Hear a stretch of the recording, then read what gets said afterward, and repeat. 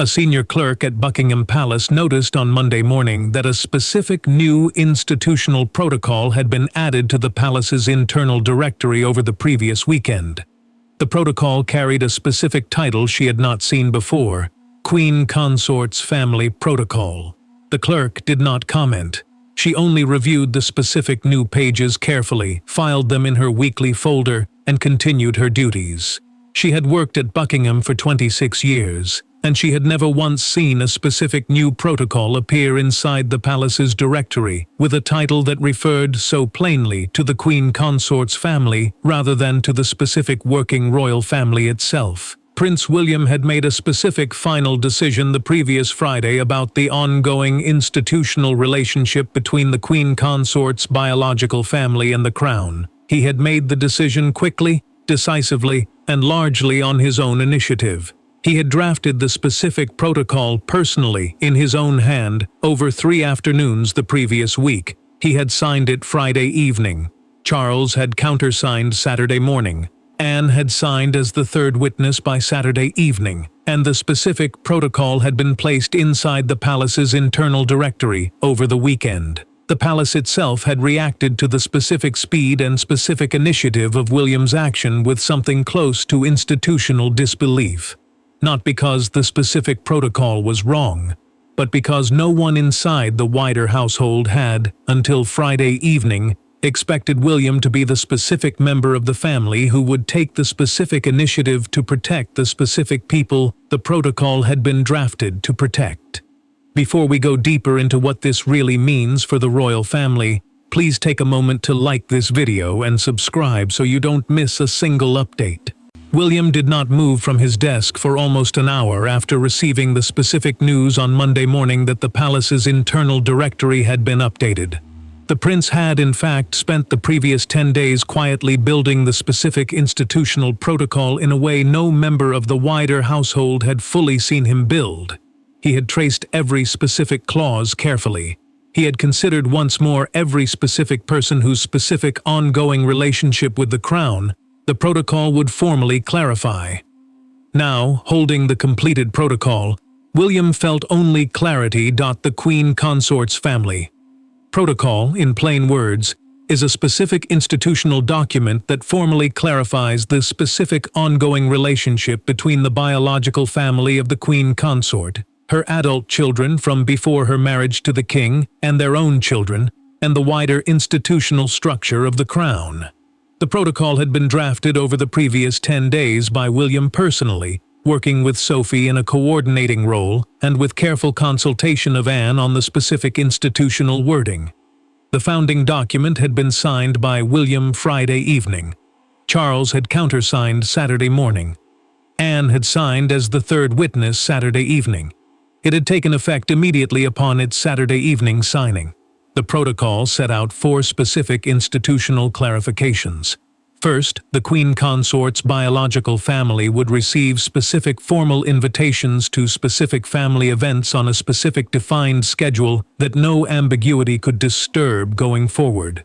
Second, the Queen Consort's biological grandchildren, those born to her adult children, would receive the same specific privacy protections that the Family Privacy Protocol extended to the working royal family's own children, without requiring any specific working royal family member to intervene on their behalf.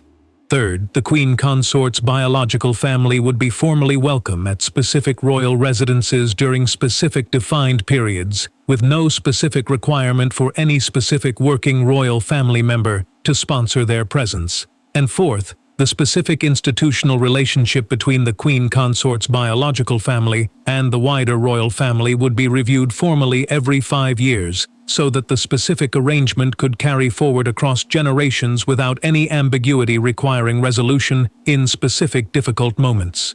Catherine had known William was drafting the protocol from the earliest day. The princess had, in fact, helped William shape the specific language of the second pillar in particular, drawing on the specific work she had done on the Family Privacy Protocol 2 years earlier. Catherine had, from the earliest draft, understood exactly what William was trying to build, and she had understood from the same earliest moment that the specific institutional gesture, extending specific formal protections to people who were technically outside the direct royal family, was a gesture that carried more meaning than any specific ceremonial acknowledgement could carry. Anne had been consulted at 3 specific points during the specific 10 days of drafting. The Princess Royal had, at each consultation, offered the same steady discipline she brought to every institutional matter inside the family. She had asked William to remove any specific provision that would have overreached its institutional authority. She had asked for language ensuring that the Queen Consort's biological family's specific eventual choices about their own lives would remain their own. And Anne had, at each consultation, quietly assessed the specific institutional shape by asking herself whether the specific protections would still make sense in 50 years' time. Her assessment had been consistent. They would. Sophie had, in her coordinating role, been the protocol's practical spine. The trusted confidant had prepared the specific agendas, coordinated the specific research on precedent, arranged the specific research materials William had needed, and quietly ensured that no information about the protocol's drafting reached the wider household or the specific external parties until the specific moment William had chosen. According to a documented account later prepared for senior aides, Sophie's coordination had been essential to William's ability to draft the protocol in 10 days, rather than the specific many months such institutional documents typically required. Charles had learned of the completed protocol on Saturday morning, when William had brought the specific signed founding document to him at Windsor. The king had read the specific 4 pillars twice. He had, at the second reading, folded his hands on the desk and looked out the window for almost 20 minutes before he spoke. Then Charles had asked William only one question. He had asked whether William had, in his specific institutional foresight, considered how the specific gesture would land with Camilla when she learned of it. William had thought about the question for a long moment. He had answered honestly. He had said that he believed the gesture would carry more meaning to Camilla than any specific formal ceremonial recognition of her own role could have carried. Charles had accepted the specific answer. He had signed his own countersignature immediately. Camilla had learned of the specific protocol on Sunday morning, when a specific hand-delivered letter from William had reached Clarence's house. The Queen Consort had, until that specific morning, not been aware that William had been drafting anything of the kind. She had certainly not expected the specific formal gesture, and she had certainly not expected the specific institutional shape the gesture had taken. Camilla read the specific letter twice. She read it a third time. And she sat quietly, alone, in her private sitting room for almost an hour, absorbing the specific weight of what William had done. The 4 reactions moved through the palace in a slow, spreading current across the weekend. William felt weight first, then quiet resolve, then the calm clarity of a future king who had, at last, addressed a specific institutional ambiguity the family had allowed to sit unresolved for far too long. Catherine felt tenderness first, then love, then the same steady care she always carried when the family stood at an important edge. Charles felt certainty first, then quiet peace, then the deep gratitude of a monarch who had watched his son take the specific initiative Charles himself had not, in his specific reign, found the specific way to take.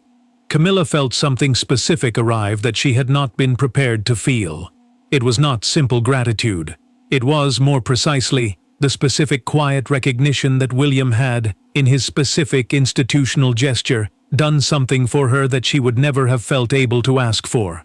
But the story behind William's specific final decision was longer than any one Friday evening, and to understand what William had built, the story had to move backward. This did not begin with a 10-day draft. It began nearly 4 years earlier, in the specific weeks after Charles's own ascension to the throne, when William had first noticed a specific institutional ambiguity that no one inside the wider household had been prepared to name aloud. Camilla's biological family, her adult children from before her marriage to Charles, and their own young children, had, since the specific years of Camilla's marriage to Charles, occupied a specific ambiguous position within the wider institutional landscape of the family.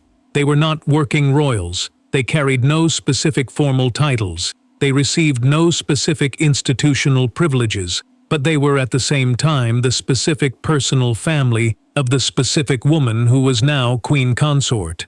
And that specific fact had, since the specific years of Camilla's marriage to Charles, quietly carried a specific institutional weight that no one had ever formally addressed. In the specific years before Charles's ascension, the specific ambiguity had not particularly mattered. Elizabeth II had reigned, the specific arrangements had been informal, and no specific institutional questions had needed to be resolved. But when Charles had ascended to the throne and Camilla had become Queen Consort, the specific ambiguity had, in specific quiet ways, begun to carry more weight than it had before. Specific questions had begun to arise. Which specific family events would the Queen Consort's biological family attend?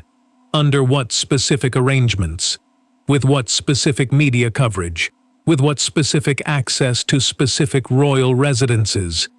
Each specific question had, over the specific years since Charles's ascension, been resolved on a case-by-case basis, and each specific case-by-case resolution had, over time, created a specific accumulated weight of small institutional decisions that no one had ever thought to formalize into a specific coherent framework. William had noticed the specific ambiguity in the specific weeks after Charles's own ascension. The prince had, in a specific quiet conversation with Catherine during those specific early weeks, first raised the specific question. He had asked his wife whether the specific accumulated pattern of case-by-case decisions was actually serving the specific people it affected. Catherine had thought about the specific question for a long moment. She had answered honestly. She had said that she did not believe it was. She had said that the specific ambiguity was in fact hardest on the specific people who were most affected by it, Camilla's specific adult children and their specific young children, because the specific ambiguity meant that no specific decision about their specific participation in the specific family could ever feel entirely settled, and that the specific instability of it was, in specific quiet ways, harder for them to live with than any specific settled arrangement would have been, however specific the arrangement's specific terms might turn out to be. William had accepted Catherine's specific answer. He had, from that specific early conversation, begun to think about how the specific ambiguity could be resolved, but he had not, at that specific stage, believed the moment was right to raise the specific matter with Charles. Charles was newly ascended. The specific institutional arrangements around Camilla's role were themselves newly being shaped, and William had believed that a specific proposal to formalize the specific arrangements around Camilla's biological family, coming from William specifically, might have landed as an unwelcome intervention rather than as the specific institutional care he intended it to carry. So William had waited. He had, across the specific 4 years of Charles's reign since then, continued to notice the specific accumulating pattern of case-by-case decisions. He had noticed the specific difficulties they created for Camilla's biological family. He had noticed, in particular, the specific difficulties they created for Camilla's biological grandchildren, who had, in specific quiet ways, been caught in specific media coverage moments that no working royal child would have been permitted to be caught in. He had noticed the specific ways in which the family privacy protocol he had signed 2 years earlier had, without anyone specifically intending it, not extended to Camilla's biological grandchildren in the same specific way it had extended to the working royal family's own children. According to a documented account later prepared for senior aides, William had, approximately 18 months earlier, first considered raising the specific matter with Charles directly. He had, at that specific stage, drafted a specific brief note to his father describing the specific institutional ambiguity and the specific difficulties it was creating. He had held the specific note for almost a week, and he had, in the end, decided not to send it. He had believed at that specific moment that Camilla herself would need to be involved in any specific institutional resolution, and that a specific note to Charles alone would have set the specific matter on a specific trajectory that would have made Camilla's specific involvement more difficult, not easier. William had continued to wait. Across the specific 18 months that followed, he had continued to notice the specific pattern. He had continued to think about how the specific resolution could be reached. And he had, at last, in the specific 10 days before the specific Friday signing, arrived at a specific conclusion. The specific ambiguity could not be resolved by consultation. It could only be resolved by initiative. William would need to make the specific final decision himself, quickly and cleanly, without consulting Camilla in advance, and present her with a specific settled arrangement she could either accept or ask him to modify. Any specific extended consultation, William had concluded, would only extend the specific ambiguity that had already sat unresolved for 4 years. According to a private palace briefing prepared for the senior household in the days after the Friday signing, William had, at the specific decision to draft the protocol alone, told Catherine only 3 things. He had said that he was going to draft it. He had said that he wanted it drafted in 10 days. And he had said that he wanted the specific first person outside himself, Catherine and Sophie, to see the specific completed draft to be Charles, not Camilla, so that the specific institutional support would be secured before the specific personal presentation. Catherine had accepted every specific element of William's specific plan without any hesitation. She had, in fact, told William that she believed the specific plan was exactly the specific shape the specific resolution had needed to take. The specific 10 days of drafting had been intense. William had worked on the protocol in specific concentrated blocks each afternoon, in his private study at Kensington, with Catherine present in the adjoining sitting room. He had drafted the specific first pillar from scratch. He had drafted the specific second pillar with Catherine's careful input. He had drafted the specific third and fourth pillars with Anne's specific institutional guidance. And he had, at the end of 10 days, arrived at the specific completed founding document he had signed on Friday evening. Charles had received the specific completed founding document at Windsor on Saturday morning at 10. He had read the specific 4 pillars twice. He had asked William only the specific one question already described, and he had, at William's specific answer, signed his countersignature immediately. Anne had received the specific document at Gatcombe Park Saturday afternoon. She had read it twice as well. She had offered no specific revisions. She had only signed her specific third witness signature and returned the specific document to Sophie's coordinating care by Saturday evening, and the specific protocol had been placed inside the palace's internal directory over the specific Saturday night and Sunday morning. That was why the story had reached this specific Monday morning. Not because any single event had forced the timing, not because any single meeting had triggered it, but because 4 years of accumulating institutional ambiguity had at last arrived at the specific moment William had been quietly preparing to resolve. And once William had signed the founding protocol on Friday evening, the story had no choice but to return to the present. Camilla arrived at Kensington Palace on Monday afternoon, at William's specific invitation. The Queen Consort did not carry any specific prepared statement. She only entered the palace through the specific back entrance, walked directly to William's private study, and sat down opposite him. She held William's specific hand-delivered letter in her lap. She did not open it again. She had already read it 3 times. A private family meeting, in plain words, is a small, unofficial meeting held between close members of the royal family without any staff involvement. This one had, in fact, been arranged by William with a specific care that Camilla noticed the moment she entered the room.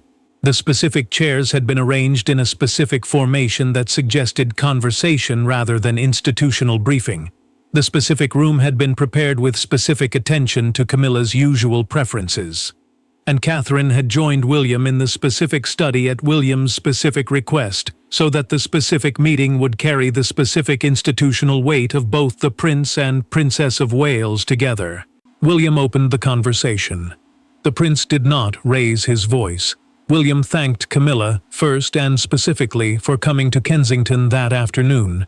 He then described in careful and unemotional language the specific institutional ambiguity he had noticed 4 years earlier, the specific ways in which the family privacy protocol had not extended to Camilla's biological grandchildren in the same specific way it had extended to the working royal family's own children, and the specific institutional shape the new protocol had taken. He did not ask Camilla for any specific reaction. He only laid out what he had done, honestly and completely, and then he stopped speaking. Camilla did not respond immediately. The Queen Consort sat quietly for almost a full minute, absorbing the specific weight of what William had described, before she spoke. Then, Camilla spoke honestly. She said that she had, upon reading William's specific letter on Sunday morning, felt something specific arrive that she had not fully expected. She had felt gratitude, yes, but underneath the specific gratitude, she had felt the specific quiet recognition of a woman who had, for many years, been carrying a specific ambiguity about her own biological family, without ever having named the specific ambiguity aloud, even to herself. William had, in his specific initiative, done something Camilla would never have felt able to ask for, and Camilla had, in the specific hour of quiet on Sunday morning, understood exactly why William had chosen not to consult her before drafting the specific protocol. She could not have asked for it. William had known that, and he had therefore chosen not to place her in the specific position of having to. Then Camilla delivered the line that would carry through the rest of the afternoon. Her voice did not tremble. Her words did not stretch. Camilla said simply, "You did not need to dot, the words were short, the words were exact, and the words landed in the study with a weight no signature could match." Camilla had not defended anything. She had not asked William to modify anything. She had only named the specific quiet truth that William had chosen to do something for her specific biological family that no institutional rule had required him to do. And that specific quiet truth was, in fact, the specific institutional shape the entire protocol carried. Then William spoke. The prince did not stand any straighter. He did not raise his voice. William simply looked at Camilla across the small desk and delivered the specific response he had prepared to make. Protection does not check names. The words were short. The words were exact. And the words landed with the same quiet weight that Camilla's line had already carried. William had not defended the specific protocol beyond what was needed. He had not praised his own initiative. He had only named the specific institutional truth the protocol rested on. Protection extended by the crown to the family that surrounded it was protection that did not, and could not, check the specific names of the specific people being protected. The family privacy protocol had, from its earliest drafting, been meant to protect every specific person the family carried into its specific institutional life, and the new protocol only extended formally the specific coverage that the earlier framework had, without anyone specifically intending it, not fully included. Camilla received William's specific words carefully. The Queen Consort did not respond immediately. She only looked at William for a long moment, then at Catherine beside him, and finally back at William. Camilla thanked William formally for the specific initiative. She thanked him personally for the specific consideration, and she asked him quietly whether there was any specific way she could contribute to the specific ongoing work of the protocol going forward. William thought about the specific question for a long moment. He answered honestly. He said that yes, there was. He asked whether Camilla would review the specific protocol's 5-year assessment when the specific time came, and offer her specific institutional wisdom on any specific adjustments she believed the specific arrangement needed. Camilla accepted the specific request without hesitation. William felt weight first, then quiet resolve, Then the calm clarity of a future king who had, at last, resolved a specific institutional ambiguity the family had allowed to sit unresolved for 4 years. Catherine felt tenderness first, then love, then the same steady care she always carried when the family stood at an important edge. Charles felt certainty first, then quiet peace, then the deep gratitude of a monarch whose son had taken the specific initiative Charles himself had not found the specific way to take. Camilla felt gratitude first, then dignity, then the specific quiet recognition of a queen consort whose specific biological family had, at last, been formally welcomed by the specific institutional framework of the crown. The meeting ended with a small gesture Camilla had not planned. The queen consort stood, walked slowly around the desk, and embraced William briefly and steadily. Then she embraced Catherine. Camilla had not delivered gestures of that kind at family meetings for many years, but the specific weight of Monday afternoon had called for a small physical acknowledgement that no signed protocol could carry. Camilla drove back to Clarence House late Monday afternoon. The queen consort did not travel with any specific ceremonial escort. She only walked alone into her private sitting room and sat down in her usual chair beside the window. Camilla did not turn on any lights beyond a single small lamp near the fireplace, and Camilla sat alone for almost an hour in the specific quiet of her own home, absorbing the specific weight of the afternoon fully. A private return home, in plain words, is a small quiet passage between a public or family moment and the space where a member of the royal family can, at last, absorb what has happened without any observer present. Camilla had, over her years as queen consort, developed her own version of the practice. This one would be no different, except that this one would be the specific quiet return home Camilla had in fact wanted for many years, without knowing that she had been wanting it.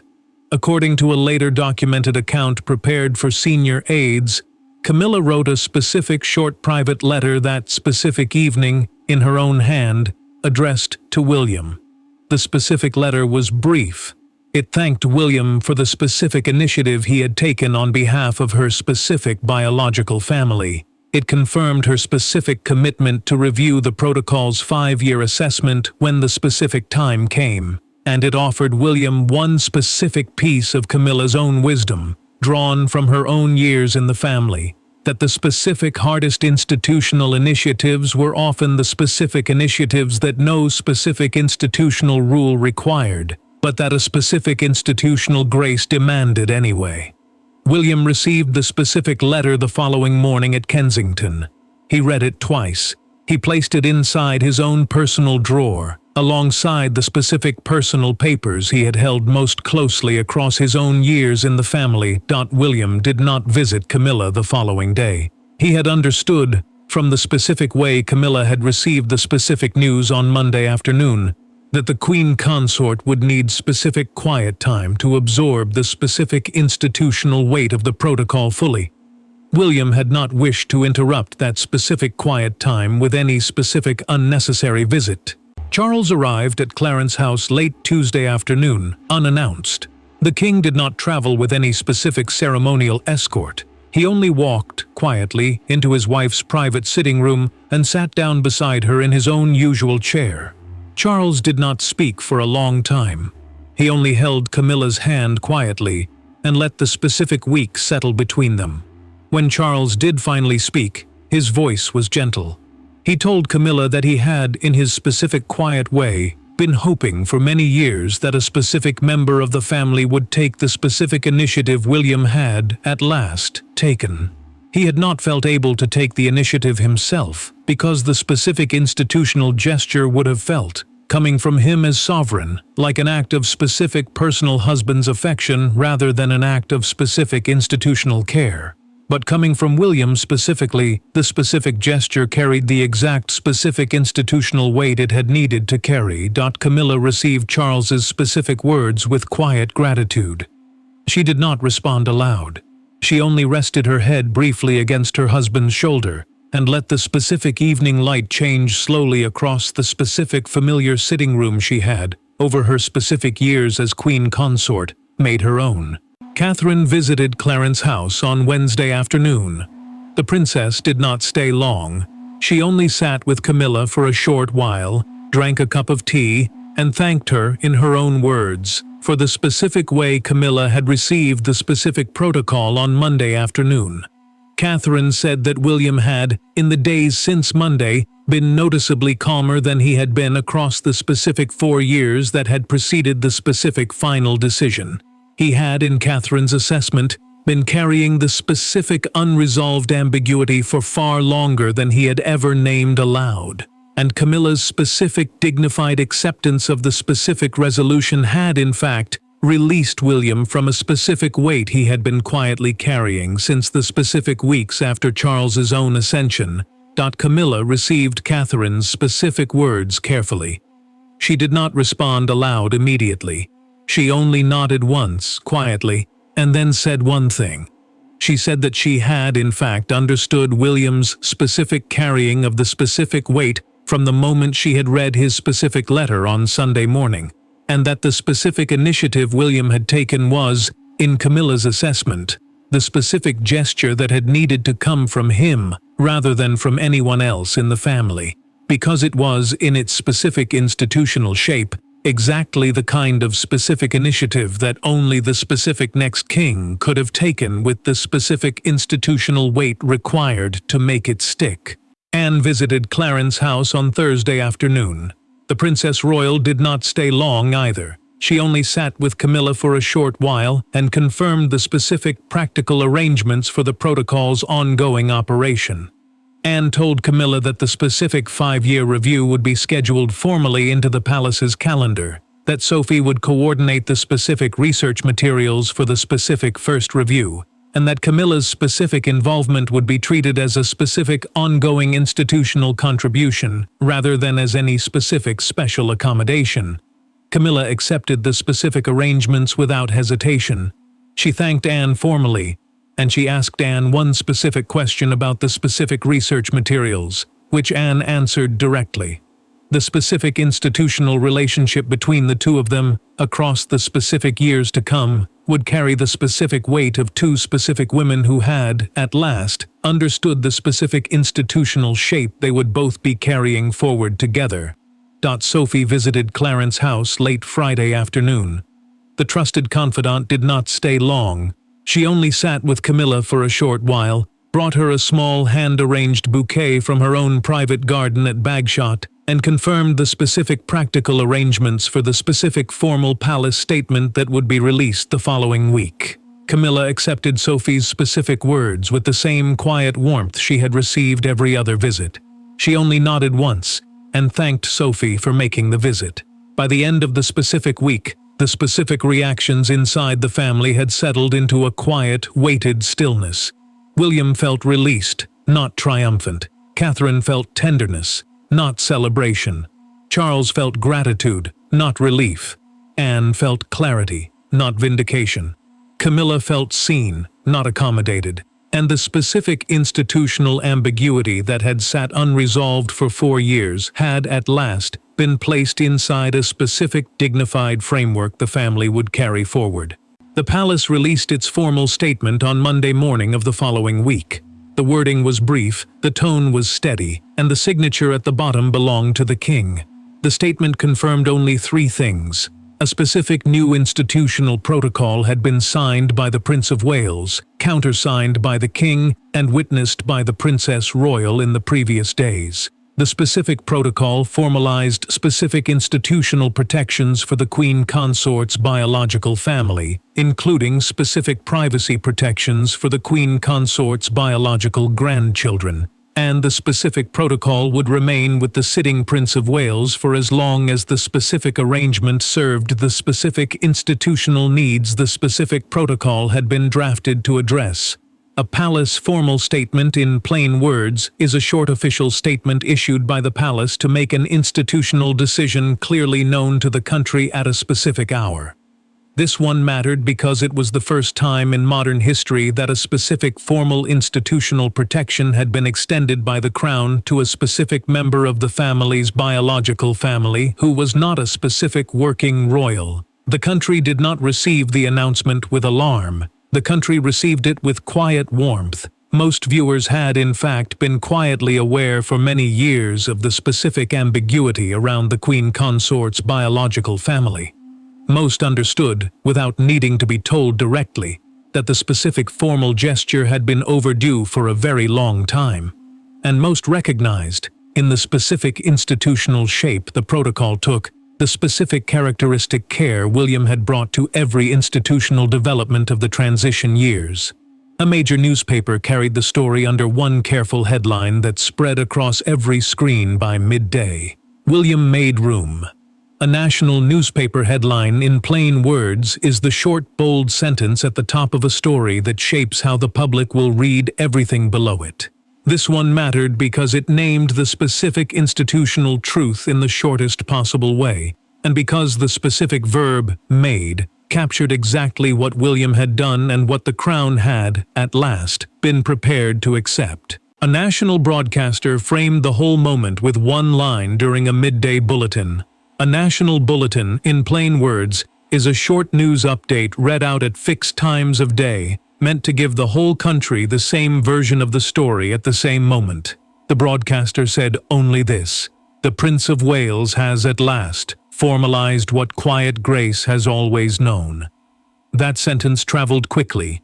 It did not carry alarm. It only named what the palace had confirmed. Camilla did not appear publicly on the day of the announcement. The Queen Consort remained inside Clarence House, quietly, and the palace made no attempt to explain her absence beyond the specific statement that had already been released. That silence, too, was a decision. It allowed Camilla to carry her own specific moment privately. William made a brief public statement from the front of Kensington Palace on Monday afternoon. The prince did not read from any notes. He only paused briefly, looked steadily at the small selected press gathering that had been quietly assembled, and offered a single short sentence on behalf of the family. Family means family. There is no other version of it. The prince said nothing else. He only turned quietly, walked back inside the palace with Catherine beside him, and closed the door softly behind them. William felt weight first, then quiet resolve, then the calm relief of a father who had, at last, done for another family what he had done for his own 2 years earlier. Catherine felt tenderness first, then love, then the same steady care she always carried when the family stood at an important edge. Charles felt certainty first, then quiet peace, then the deep gratitude of a monarch whose son had taken the specific initiative Charles himself had not, in his specific reign, found the specific way to take. Camilla felt gratitude first, then dignity, then the specific quiet peace of a queen consort whose specific biological family had at last been formally welcomed by the specific institutional framework of the Crown. By evening, a second broadcaster framed the story with the line that would carry the longest. This was not a favor. This was a framework at last, doing exactly what it was built to do. That sentence traveled further than the first. It did not exalt anyone. It did not diminish anyone. It only named what had happened, in language the country could carry home. And inside the palace, the household understood that the story had passed beyond their reach. The public had received the protocol, and no further explanation would be needed. Charles signed one final internal document 3 days later. The king did not summon a large audience. Charles simply sat inside his private study, read the wording twice, and signed. The paper confirmed the specific formal institutional relationship between the new protocol and the existing family privacy protocol, so that the two would operate together as a single specific framework of protection across the specific years to come. A private palace protocol, in plain words, is an internal royal rule that controls how sensitive family matters are handled behind palace doors. This one mattered because it formally linked the two protocols into a single specific institutional structure that could not be modified, reduced, or reinterpreted. except by the specific written agreement of all specific signatories together. William signed his own copy the same afternoon. Anne signed as the third witness. Catherine signed as founding co-signatory of the linked framework, and the specific linked protocol was placed formally within the palace's institutional records the same evening. Camilla signed a personal acknowledgement. The Queen Consort had not been asked to countersign the specific linked protocol itself, but Camilla had, of her own initiative, written a specific short handwritten note welcoming the specific formal linkage and asking that her acknowledgement be placed within the archive alongside the founding documents. William received the note with quiet gratitude. He placed it inside his own personal drawer, alongside Camilla's earlier private letter of thanks. Sophie carried the finalized linked protocol to the office of the Lord Chamberlain later that evening. The trusted confidant did not speak as she delivered it. Sophie only handed the sealed folder to a senior aide and left without waiting. She had done her part, and she would not need to do it again. Anne offered the final judgment inside a quiet corridor at Buckingham Palace. The Princess Royal spoke to Charles with the plain, steady tone that had carried the whole story. Anne told her brother that a specific institutional gesture that no rule had required, and that no specific person had felt able to ask for, had, at last, been made. And a specific gesture of institutional grace, once made and once formalized, would carry the crown across many decades of specific ambiguities the specific gesture would preemptively resolve. Charles nodded. The monarch understood the message. The story reached its final truth inside those words. A family can survive institutional ambiguity. A family cannot survive institutional ambiguity that no one is ever willing to formally resolve. The monarchy did not weaken that week. The monarchy only demonstrated again that its most specific institutional gestures carried their weight best when the specific person who made them acted without waiting for permission to make them. William had made his specific final decision. The palace had reacted at first with specific institutional disbelief, but Camilla had accepted the specific decision with quiet gratitude. Charles had signed with specific quiet peace. Anne had drawn the practical shape steadily. Catherine had helped shape the specific language. And a specific ambiguity that had sat unresolved for 4 years had, at last, been placed inside a specific dignified framework the family would carry forward for many decades to come. Prince William had made his final decision about Camilla's family.